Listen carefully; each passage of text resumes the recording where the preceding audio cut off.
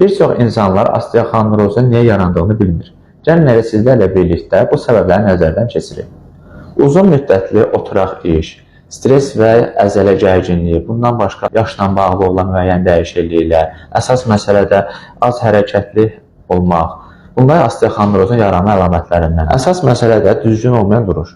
Bu sadaladıqlarım getdikcə artdıqca və təkrarlandıqca sizdə osteoxondroz əlaməti artıq yaranacaqdır. Bəs osteoxondroz özü nədir? Bu haqda da sizə məlumat verim. Boyun osteoxondrozu boyun fəqərasında olan qığırda disklərinin deformasiyası və onların zədələnməsidir. Bu həmçinin insanda yorğunluq, baş ağrısı, boyun ağrısı, əllərdə keyləşmə, kürəklərdə ağrı, həmçinin də yaddaş zəifliyinə də gətirib çıxardır.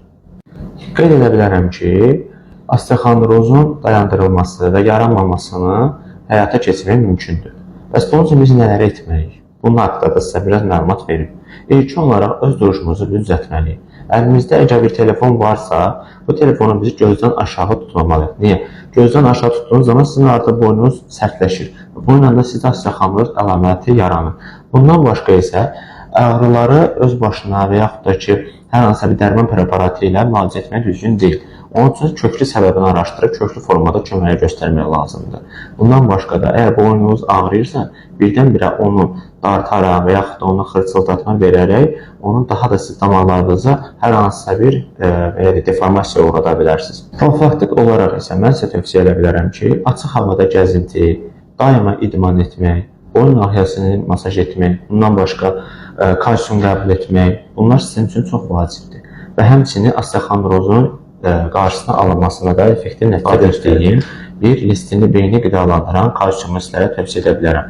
Listini beyni qidalandıran kalsium tiyan kişinin ən məşhur və ən keyfiyyətli məhsullarındandır. İçində heç bir əks təsir olmayan və tam təbii qidaya əlavədir. Bu gördüyünüz lesitinli beyni qidalandıran kalsiumdur. Bundan şəxsən mən özüm də istifadə edirəm hər gün axşam müəyyən saat ərzində.